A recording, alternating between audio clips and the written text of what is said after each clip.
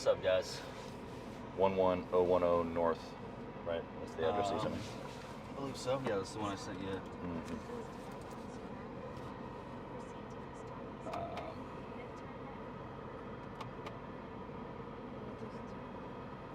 What's that, Asher? It's a little dark. Like It's a little dark. It's okay. It's kind of normal. I can't really see. I mean, you can. Still looks like your head. We'll have some It's a little bit. shifting. 11010 North Saguaro. Yeah, perfect. We'll get some better lighting here in a minute. Yeah, you can also open up this too. If that Does this help, Asher? turn Yes. this up a little bit. It does. Good. Good call. I don't know if that makes any difference on the sound. We're in the desert. So we're hanging out here in Phoenix, Arizona in August. In August, it's hot, bro. Yeah, it's really hot.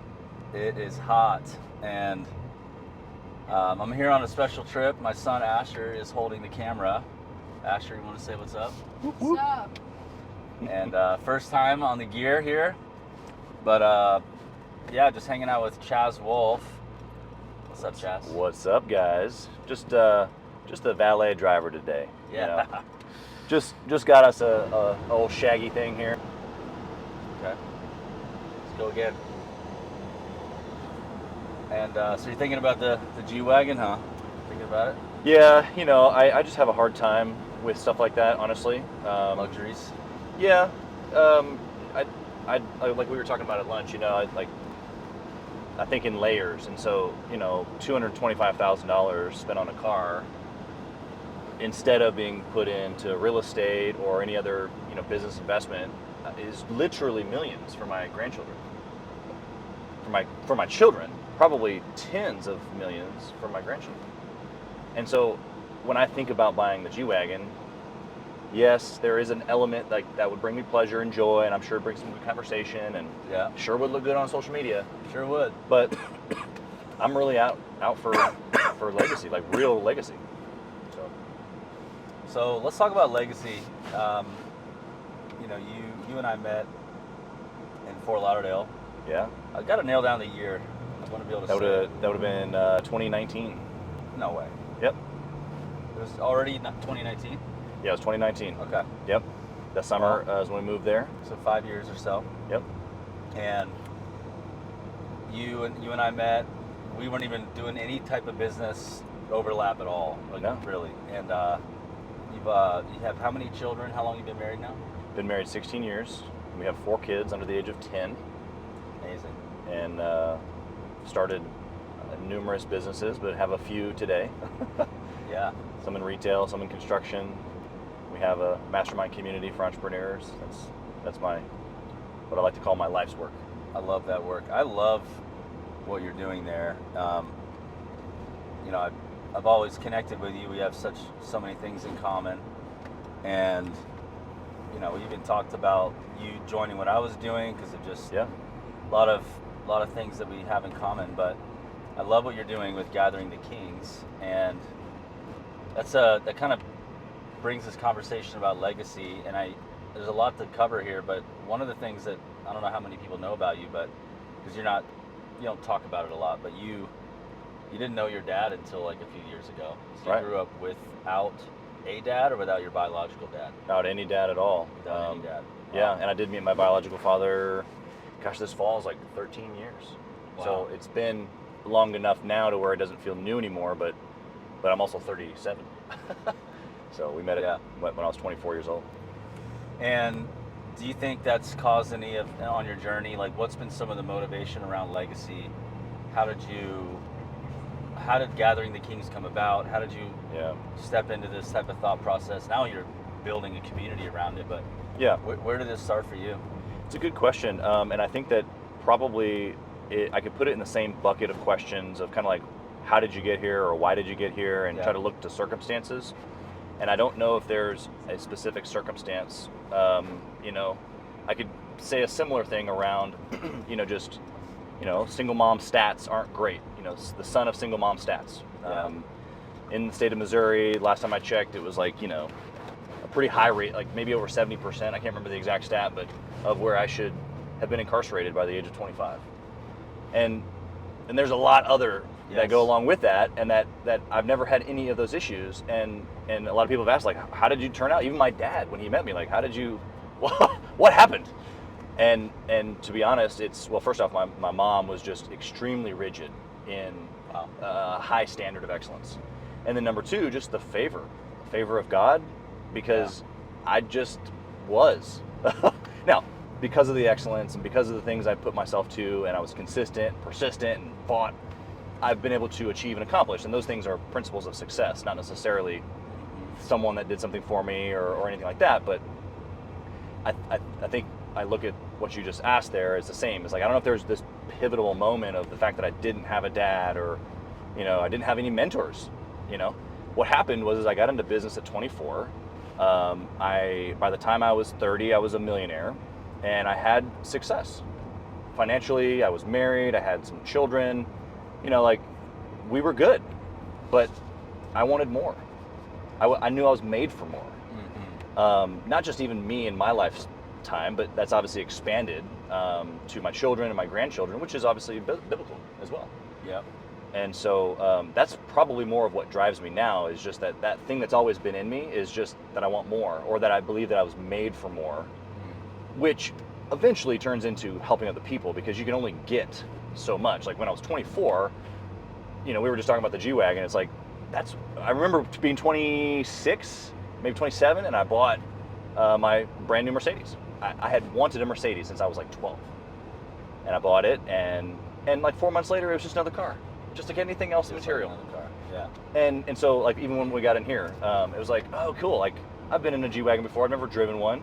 And this is cool. Yeah, I've thought about buying one, but like, it's also just a thing. It's just a thing. But what do I want? I want more.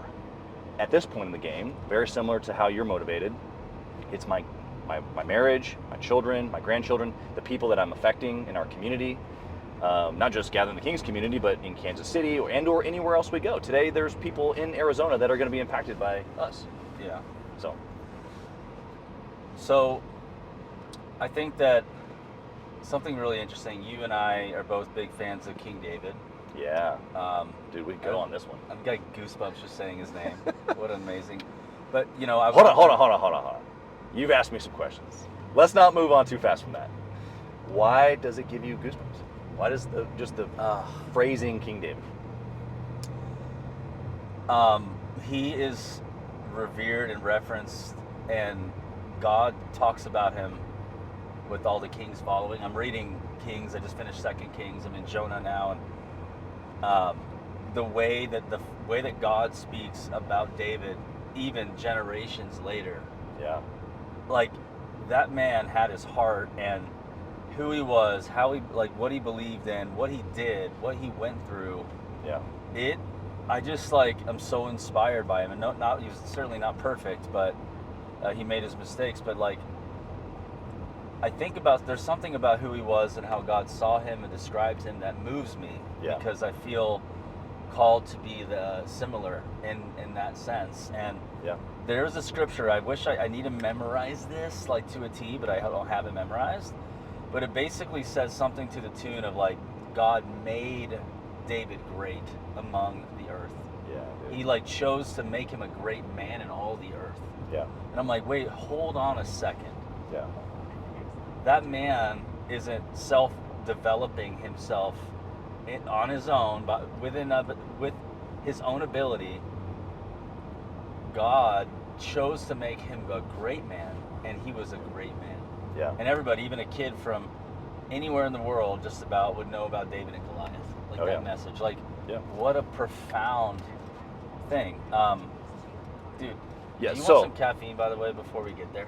I kind of feel like I need a little tune-up. Yeah, we can totally stop and do that. Just help me point something out. Okay. I'm good, though. You're good? Okay. Let me see yeah. if I find something. Yeah, so continue. On King David, you make this notion that, God makes him great, and I love that you pointed that out. In my morning visualization, I have that. I don't know the actual verse. I should, but I just have it. I have it, in my visualization. I don't have a reference, but I say it over myself. Mm. I will make you great, Chaz. Amen, bro. Not me, but to your point though, it is God choosing to do that because He, reigns on the just and the unjust alike. Yeah. However, David was ready for Goliath. He had been in the fields. He had already killed the bear and the lion. Yep. He had done the personal things, and so I think it's both and. It is, dude. That's what gives me chills about all this, because I think there's men that he could say I think there's men that he's favored and gifted and like, we're gonna go quick left, gifted to be great, but then a character issue or a discipline issue or something sidelines them. I mean, you and I both have seen pastors, gifted, beautiful teachers among the earth today, are falling. Yeah. Left like every year or two, it's like another one. Oh. Yeah. I don't think that's like, what we're all trying to sign up for. It's like, I guess I'm in the David Club. I was great until the end, and I screwed up. Right. And I don't think that's where our destiny is. And I'm just gonna any of the like Food Mart. Oh, okay. Well, Yeah, my bad. You're good. I'm not even paying attention. I'm gonna get a Celsius, a little healthy. Oh yeah. Yeah. I might get one of those. I'm gonna get one for our guest too. So here you go. Hey. For you. I know you love these. Does he? We're kind of empty-handed right now a little bit. Ooh. Do you think that's That's interesting. What is he like? I don't know. I mean, I'm not gonna. Maybe we should get his wife some flowers. I know she's a big part of the company. Maybe we could do that. I also think that these are very regular, normal things that people like you and I do, and this is a little interesting of a meeting. So our head's not. I don't know. Is it in the same place? What's that? Come on, guy. Like, we're not going to our friend's house with our wife and having dinner. Right. That's kind of what I was. And is it appropriate? I don't know. I don't think it's going to fall in a wrong way. So I agree. I just don't know where I would get something like that. Well, here, I'll look something up. And you then, run and get some. You Get don't some have Celsius. like an edible arrangement store of yours. Yeah. No, they are around here though. Let's see if we can. Can I keep filming? No, you can pause it. Where, I think it's both and. I mean, he was faithfully loving God, singing to Him in the field with no one watching. Right. He played music like no one was watching. He danced like no one was watching. Yeah. Ooh, There was a reckless abandon to his actions. Right here, bro. There's something powerful happening with this revelation. Have you been in a place where no one knew you, no one saw you, and you loved the Lord, and no one was around except you and Him, and you lived like that for a lifestyle, and then now you realize you are still doing what you did, but you just have more. You have more resources, more leadership ability, more skills. You have more under your more things you're stewarding. Yeah. It's like that 16-year-old that like loved Him, that 19-year-old that loved Him. Yeah. That's the same person, and I'm just doing way more. But like, I feel like God favors, man, because he's looking to and fro throughout the earth, seeking hearts that are completely His. And when He saw David, his gaze stopped and said, I don't need to go any further. Yeah. When he was in the field. Yeah. And then the field was not just the heart part, but then he was like actually guarding the sheep and protecting the sheep and killing lions and bears. And Yeah. Well, I think that there's Amazing. a reflection of excellence in the nature of God, right? He doesn't make mistakes. He doesn't, he doesn't redo things, right? And so David, was a man of excellence, even when no one was looking. To your point, and it's interesting. You were asking that question kind of out loud, but I, while you're listening or while you're talking, I took it personally and answered it to myself. And yes, I do feel that way because I have lived a life, and this even feels odd saying because I probably haven't said it out loud, and I probably wouldn't be able to say it to anybody else.